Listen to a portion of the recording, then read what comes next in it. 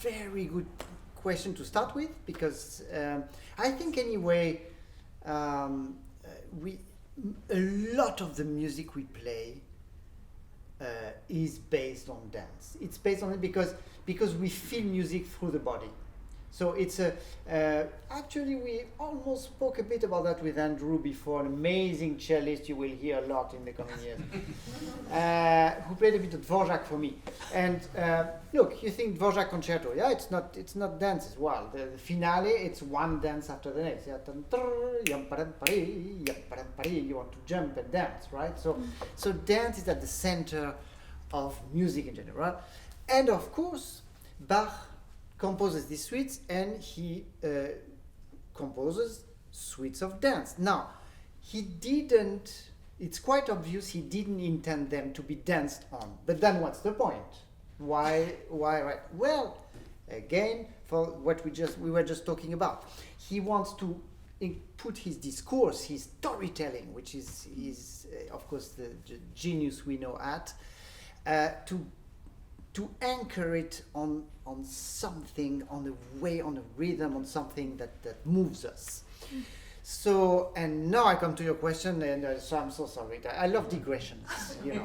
So take all the details you want. Yeah, exactly. So yes, and so a few years ago, in 2017, I did a project with a modern dance company, Rosas, based in Belgium, and choreographer Anne-Theresa de Keersmaker, and she composed the choreography on the 6 suites. So and the 6 suites are being played, and there are 5 dancers. So, and what impact it had on me was, of course, the fact that suddenly it's not a solo piece anymore; it's a chamber music piece, because you are interacting with energies on stage, the way you do it when you play a chamber music piece. When you know, that's the joy of chamber music, and I've always been a fanatic chamber musician. Last night at Wigmore Hall with my dear friends Isabelle Faust, Antoine Samesti, we had a wonderful time exchanging on stage, you know, and then you have a note which can determine the timing, you let this note wait and the other respond, and that's how the music comes to life.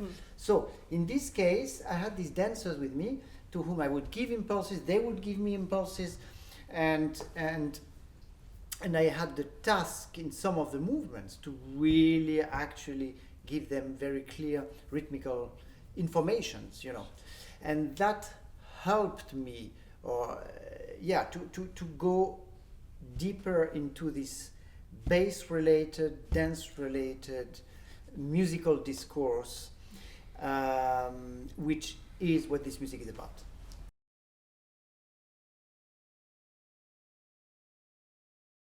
At last, I can give you a simple answer, and not a no.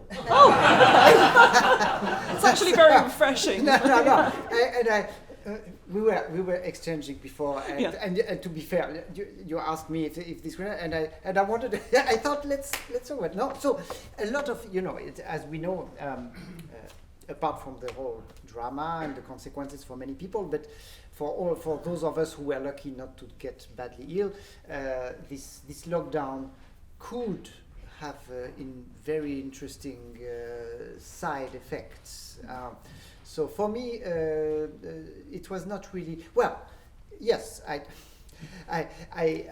did work on the Bach.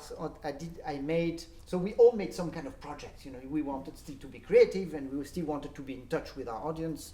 So my way to do that was not to give concerts online or something, but it was I made some workshops on the Bach suite. So you in a way you're absolutely right. It's nearly right. No, absolutely. But it's what I want to say is that it's not the lockdown that shaped the way, but that enabled me to share to do things that I had never had time to do, which were to do these videos where, so each of the episode is I talk about one of the movements, how it's constructed, what it's about, I give some musical information, and then I have one guest in each episode who is going to time, so writers, filmmakers, the other musicians, only 2 cellists amongst the 36 episodes. So I wanted to just have the regard of people who are, you know, at distance on the suites and their feedback. So, and this you can find on my YouTube channel.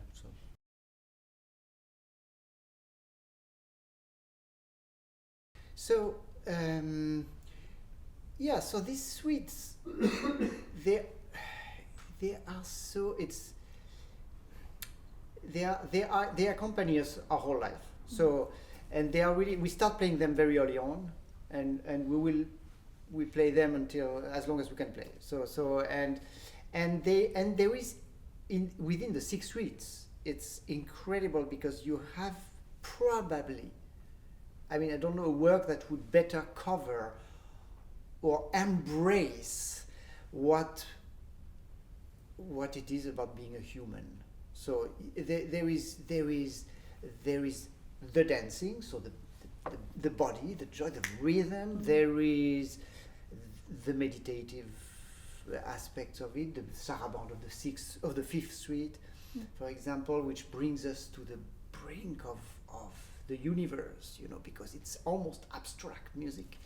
And then you have joy, you have drama at the beginning of the 5th suite, you have more introverted moments in the 2nd suite, which I just played. So, and therefore, these suites can accompany us in all circumstances of life. So, and it was indeed quite self-evident.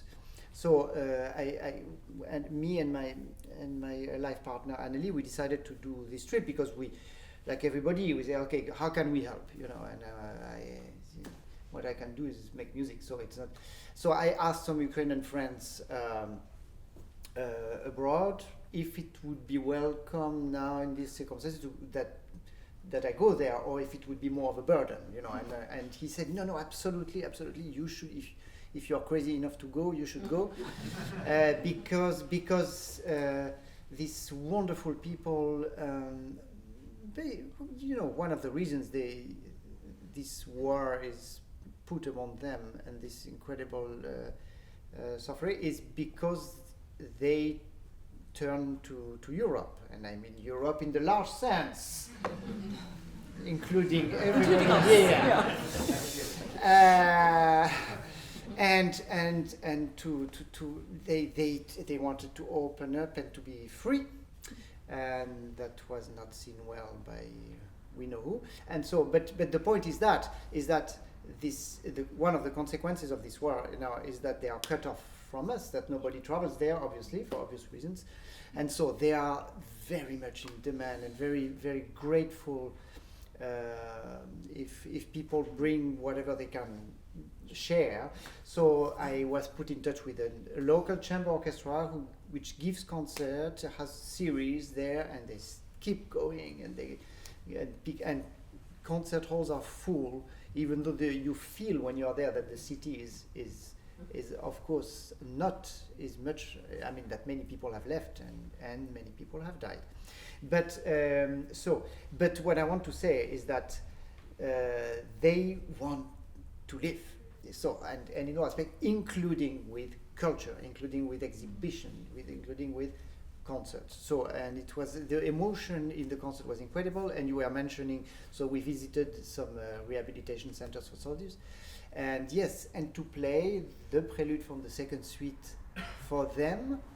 And now I hope that I'm at last coming to a response to your question, which is playing this music for them. You are really brought to you know, they are not going to ask you about your bowings or your timings or your interpretation. It's, you know, you are just talking to them through the music, and having this experience with them.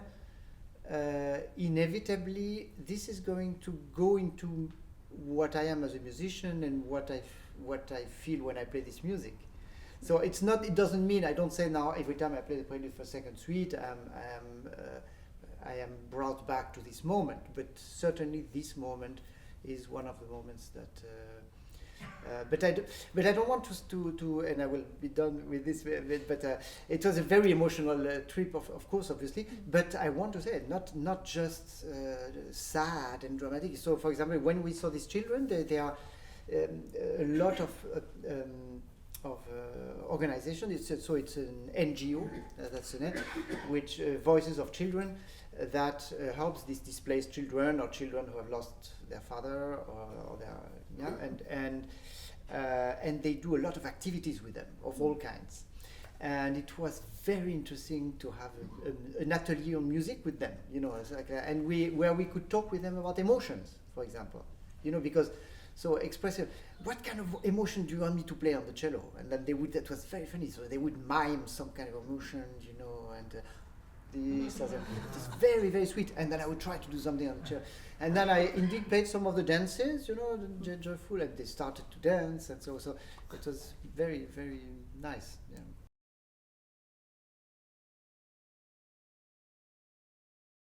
It's like a fairy tale for me, because I have played. For those of you who will be interested by the recording, I play on this beautiful cello by Kappa that I've played for the last 17 years, and on which I've done all my recordings, but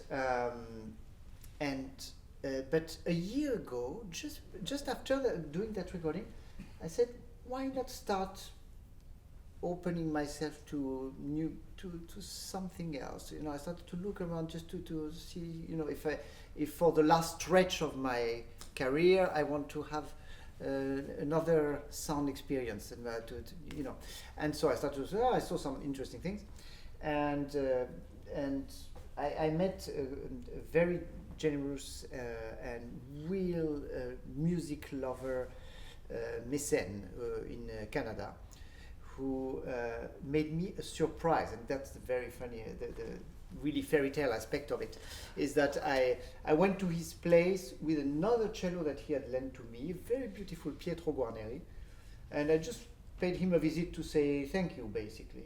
So I thought, ding dong, he opens the door, and I enter there, and there were 6 celli there, and he says, why don't you try a little bit, play a little bit. So I tried, and there was this Stradivari here, from 1706, which after playing 2 notes, I thought, wow, it's not easy to play. I will need that, but I immediately felt that it was inciting me to do new things, to do different things, and so I was playing the Dvorak concerto 2 days later. And I told him, can I play on it? He said, of course, of course. Just like so, I came out of his place with this with this beast. So, and it's quite a ride, quite an experience. And it's older than the cello suites themselves in that case. So it's wild. It's just about almost contemporary to, well, as far as we know. We don't know exactly, as you know, the composition date of the suite.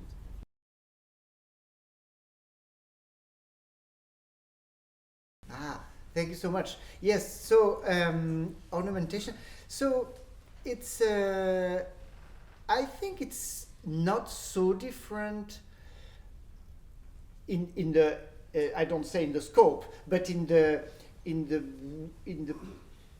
way of what jazzmen do. So that means they work for hours to know in which world they are, and they, as we know, they have some gestures that they know they can include somewhere, so patterns, but then the deciding on the moment whether they will or not include these patterns, and that's that's left to the moment. So I don't think one would in the context of a concert, or it happens very rarely that you suddenly say, "Oh, I could try that," but that it happens, but very rarely. And most of the time, you know that, and of course, you do it in the repeats, and you do it more when you. So I think an ornament is in the Baroque particularly. is really a representation of, and this is also something we talked about with Andrew before, of basically I go from one chord to the next, and the relationship between these two chords, the tension and the release, so how they relate, is a sort, that's the moment where you, like the dancers, where they are flying, and you say, oh, I want to, during my fly, I want to do another gesture, because now is the moment where I can do that. So yeah, that's a bit what I can say about ornamentation.